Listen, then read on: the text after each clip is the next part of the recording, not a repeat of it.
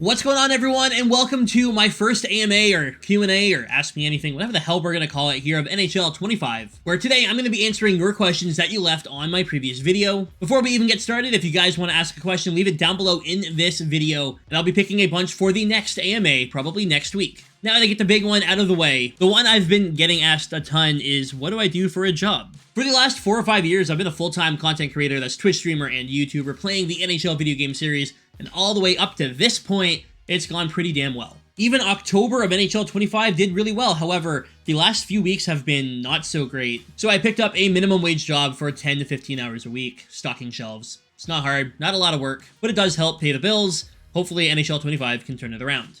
Connor McSwaggins asks, what's your favorite NHL and video game ever? In terms of my favorite video game of all time, it's definitely Final Fantasy VII. I'm a massive Final Fantasy fan, my favorite games of all time.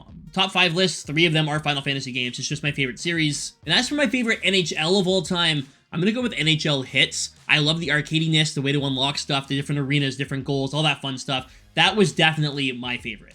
Lenny wants to know if I ever played hockey growing up and what level was my prime. When I was a kid, I was obsessed with hockey. My dad bought me all the equipment to start playing hockey, and I played one game, and that was that. I was probably like 6 or 7. That's all the hockey I ever played besides street hockey. Nordique wants to know what NHL game I thought had the best hockey ultimate team. When I sit and look back at my favorite NHL in terms of hockey ultimate team, and I sit there and what one I had the most fun with, NHL 16 I think is the one that I always go back to. Overalls were still high, but packs were very cheap, and it was overall a lot more fun. Even the pack animation with the exploding cards, so much better.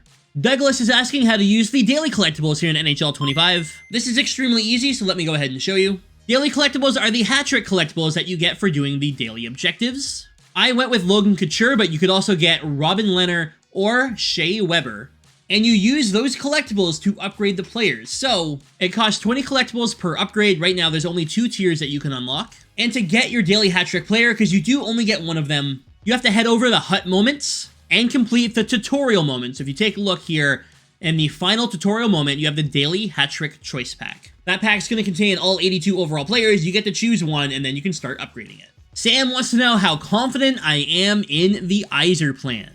Alright, I'm actually not nearly as nervous as other people are. I felt like the Red Wings super overachieved last year, and I thought that they were going to regress this year, and that's exactly what's happening. Now, with that being said, am I happy about it? No, obviously not. I want to see the team do well. But when talking about the Detroit Red Wings, I have been saying that I think next year is the year they need to take that big step.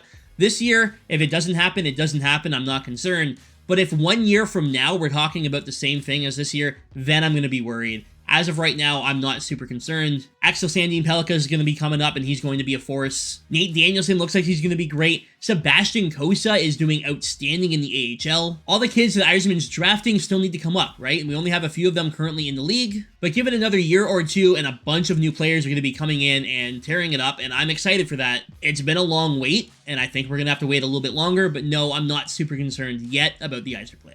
Now, with that being said, is there a couple things that I question? Absolutely. Some of the signings are ridiculous.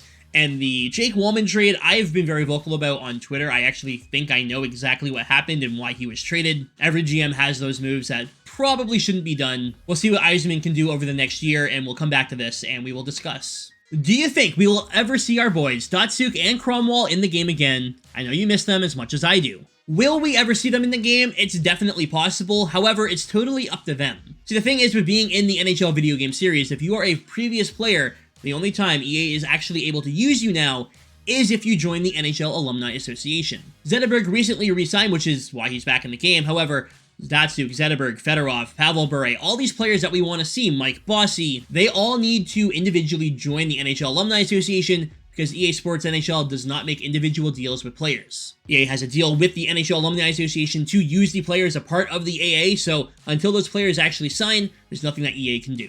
Bob asks, what other hobbies do you have, and are you into other sports games and other sports? Realistically, growing up, I played pretty much every sport game there is out there, but nowadays I don't play many sports games. One game I do play a ton is Rocket League, but when it comes to video games, I actually prefer more story-driven games, stuff like Final Fantasy, like I mentioned earlier. As for other sports that I follow, I am a Detroit Lions fan, and they are kicking ass for the first time in my life, and it is great to see, let's be honest. Other than that, I do follow baseball. I have not really been into it nearly as much as I was when I was younger, but it was great to see the Tigers do well this year. I don't really watch much basketball or any other sport.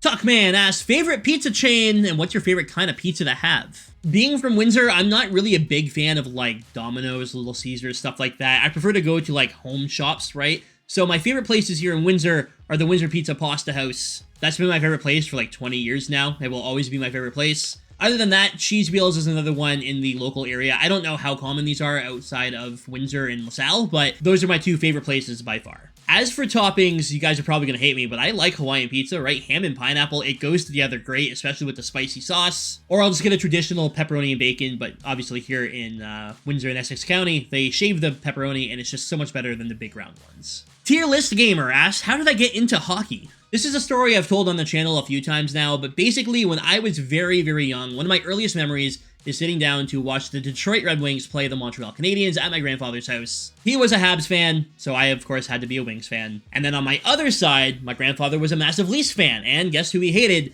The Detroit Red Wings. So that's how I got into hockey. I was watching hockey with both sets of grandparents, and they both did not like the Detroit Red Wings. So me being the piece of junk that I am, of course, went, hey, let's go Detroit. And then if I'm not mistaken, Detroit ended up winning the Stanley Cup either that year or the year after. I was like 3 or 4, and this is like my earliest memory. Just my grandfather being super angry while I was jumping up and down in the kitchen. The rest is just history, me watching pretty much every single Red Wing game for the last 20-something years. Matthew asks, what's my favorite hockey team besides the Red Wings and the team I hate the most? If we're strictly talking about the NHL, my favorite team is obviously Detroit. My second favorite team is the Toronto Maple Leafs. Growing up, Detroit and Toronto were actually in a different conference, right? So it made things a lot easier for me. I could cheer for Detroit in the West and Toronto in the East. Now, they are in the same conference now, but growing up, I lived literally directly between Detroit and Toronto, and both teams were always on TV for me. I could always watch a game, especially if Detroit was on the West Coast. I could watch the Leafs game and then the Detroit game right after. Now I just want to see Toronto do well for the sake of my grandfather. I want to see them win a cup for my grandpa. I need that to happen. As for my least favorite team, growing up, obviously, as a Wings fan, it was the Colorado Avalanche.